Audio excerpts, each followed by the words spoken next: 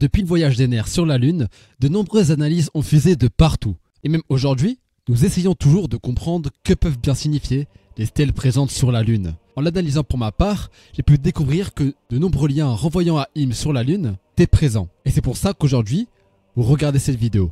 Bonjour à tous chers viewers, c'est Escanor, et aujourd'hui, je vais vous montrer pourquoi Im est un ancien habitant de la Lune. En gros, la théorie servira à montrer pourquoi, comment et quand Im a été un habitant de la Lune, et en plus de ça, pour argumenter, je mettrai des éléments qui montrent qu'Oda avait déjà prévu cet élément en mettant des indices dans l'œuvre. Avant d'expliquer la théorie, il faut que j'explique tout ce qui est lié à Im, pour que vous puissiez comprendre tout. Je vais commencer par ce qu'on appelle le jeu de mots dans One Piece. C'est quelque chose qui a pour la première fois été mis en valeur dans les SBS par Oda, ou dans l'œuvre avec Luffy.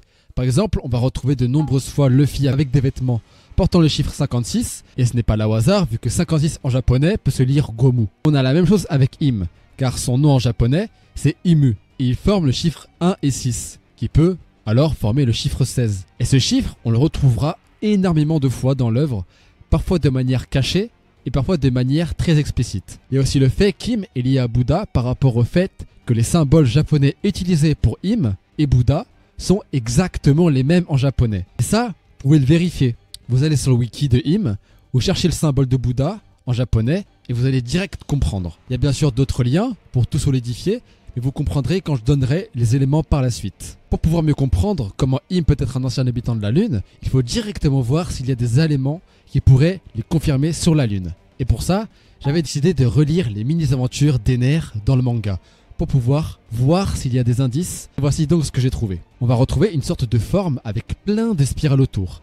Et comme je l'ai dit au début, le 16 est une particularité de Im. Et ça sera comme par hasard le nombre de spirales présentes sur ce symbole. Et c'est pas tout, car à côté de ce symbole, il y a une forme très bizarre possédant un œil qui oppresse le peuple céleste, jusqu'à les faire pleurer. Grâce à l'œil, on peut se dire que ça fait sûrement référence à Im, car presque aucun personnage n'a eu ses yeux mis en valeur autant que lui, ni n'a été affilié à la Lune. J'ai aussi vu que certaines personnes avaient dit qu'il était écrit Im en dessous de l'œil, et que ses caractères ressemblaient à un style égyptien. Ça tombe bien, l'inspiration de Im est Medjed, le dieu égyptien, comme je l'ai présenté dans cette vidéo. Ensuite, nous allons aborder quelque chose qui va vous paraître familier. Si vous avez vu cette vidéo où je parle du nombril, car c'est la façon de dire bonjour de la tribu céleste. En effet, Im-sama est relié au chiffre 16, comme dit au début. C'est très important pour la suite. Mais en quoi est-ce lié au nombril ? Eh bien, quand on regarde quel est le lien entre Bouddha et le nombril, on se rend compte que c'est une de ses caractéristiques et que comme par hasard, le nombril parfait lui appartient pour sa 16e caractéristique. Une bien belle brochette de hasard. Les Skypiens disent donc nombril, car c'est une référence directe à Bouddha et ses attraits physiques. Mais pourquoi précisément cette caractéristique ? Eh bien, je n'ai pas la réponse. Mais je peux dire et affirmer que ce n'est pas la première fois que l'on met en avant Bouddha et le nombril en même temps. Il n'y a pas vraiment d'explication, mais on sait qu'Oda y fait référence autre part qu'à Skypiea. Comme au chapitre 160, on a l'apparition de Miss Doublefinger qui dans son uniforme possède un Dharma Chakra, symbole de vie éternelle dans le bouddhisme. Et là, drôle de coïncidence, c'est que, comme par hasard, ce même symbole recouvre son nombril. Très étrange hasard, cela se passe au chapitre 160, qui je le rappelle, réunit les chiffres 1 et 6. J'aimerais d'ailleurs ajouter quelques petits éléments, comme le fait que les Tenryubito, pour une raison qu'on ignore, ont tous des tenues de cosmonautes, comme si Oda voulait nous montrer qu'ils venaient de l'espace. C'est pour ça que dans leur culture, ils considèrent les hommes comme inférieurs. Et puis leur nom est bien un dragon céleste, comme s'ils voulaient montrer qu'ils venaient du ciel. Pour ce dernier élément, je vais parler de l'animal qui symbolise Im-sama. Oui, je vais parler du lapin aux yeux rouges, qui provient de la Lune, et qui affrontera Sun Wukong, dans les légendes chinoises. Déjà, donnons une preuve concrète qu'Im est symbolisé par le lapin. En japonais, ça se dit E pour 5, Sa pour 3 et Ge pour 9. Donc ça forme le chapitre 539. En y allant, qu'avons-nous ? Nico Robin portant des papillons sur son index. Étonnant, non ? Si vous vous rappelez bien des scènes où Im a été illustré, dans l'anime et dans le manga, vous comprendrez directement le lien. Mais j'ai voulu encore plus creuser le chapitre. Et j'ai vu ce qui peut s'apparenter à des éléments ressemblant à Im, comme les yeux rouges des loups blancs. Au moment où j'écris cette vidéo, une chose vient d'être publiée par le staff d'Oda, et c'est la couverture du chapitre 105.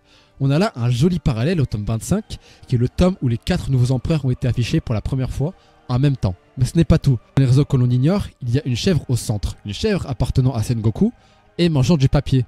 Papier qui en japonais se dit kami, qui veut tout simplement dire Dieu aussi en japonais. Alors cette chèvre ferait peut-être une référence à Im-sama, qui sait, mais il y a un autre élément qui relie cette chèvre à Im, et c'est Sengoku, qui représente lui-même Bouddha. Et en suivant la logique, qui est lié à Bouddha, alors Im serait symbolisé par la chèvre en même temps. Et en quoi la cover du tome 105 prouve que la chèvre est liée au lapin, et qui tous deux respectivement sont liés à Im. Car tout simplement, sur la cover du tome 105, Oda, au lieu de dessiner une chèvre, a décidé de représenter Im lui-même par carotte. Alors que tout comme la chèvre dans ce tome, elle est presque invisible, du moins par rapport aux autres protagonistes. Hier, une vidéo a été publiée et ce sont des esquisses faites par Oda pour le tome 105. Et on voit bien que dans cette vidéo, de base, Carotte ne devait pas du tout être dessinée. Le projet de base était de refaire la chèvre, qui n'apparaissait pas du tout dans le tome, on le rappelle. Mais il y a un élément encore plus choquant que le fait de remettre cette chèvre. Et c'est le fait que sur l'esquisse, il a placé une couronne sur cette chèvre.